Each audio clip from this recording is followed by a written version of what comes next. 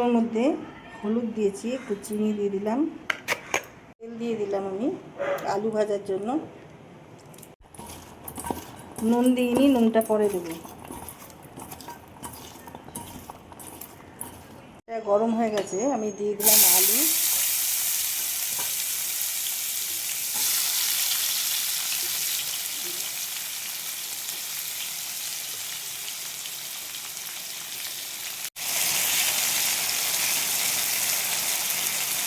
তারপর দিয়ে দিলাম আমি পোস্ত। পোস্ত দিয়ে আলু ভাজা দারুণ লাগে। নুন দিয়ে দিলাম, নুনটা আমি পরে দিলাম, আগে দিইনি। আলুটা ভালো ভাজা হয়ে গেছে, আমি এবার নামিয়ে ফেলবো।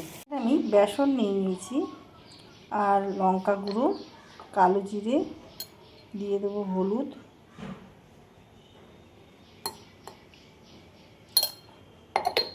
দিয়ে দেবো নুন পরিমাণ বুঝে। দেখো একটু চিনি দিয়ে দিলাম। বেসনটাকে আমি ভালো করে ফেটিয়ে নেব জল। দেখো অল্প একটুখানি তেল দিয়ে দেবো। এবার সব একসাথে মিশিয়ে নেব।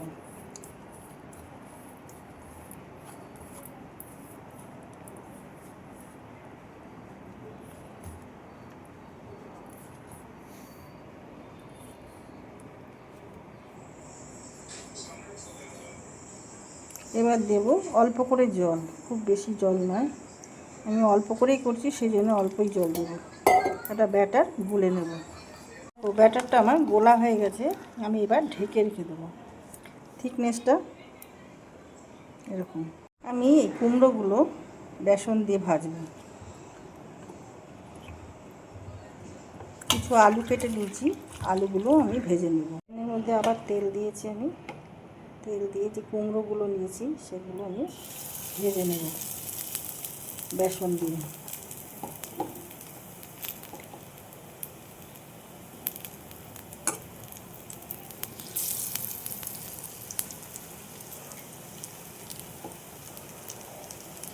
এইভাবে সব কুমড়োগুলো ছেড়ে দেবো। তো একটা পিঠ আমি উল্টে দেবো।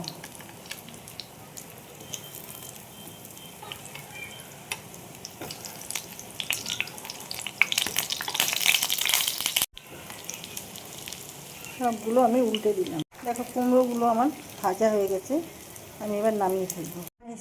আমি সঙ্গীতা চক্রবর্তী। আজকে দেখো আমি কাউন চাল নিয়ে নিয়েছি, সামা চাল, এটার ভাত রান্না করব। আর এখানে নিয়েছি আলু আর ঝিঙে, কাঁচা লঙ্কা।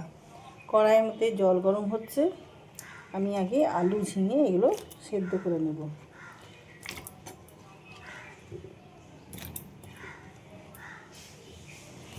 আজকে আমাদের একাদশী, সেই জন্য আজকে এরকম রান্না হবে। আলু ঝিঙে যে সেদ্ধ হচ্ছে, ওর মধ্যে আমি দিয়ে দিলাম নুন,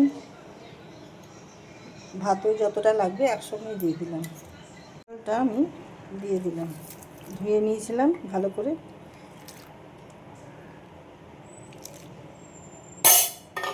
এবার হতে দেবো। দেখো এদিকে ভাতটা, এদিকে আলু সেদ্ধ হয়ে গেছে, খুব তাড়াতাড়ি হয়ে যায় এই ভাত। দেখো ভাতটা রেডি হয়ে গেছে, আমি দিয়ে দিলাম ঘি।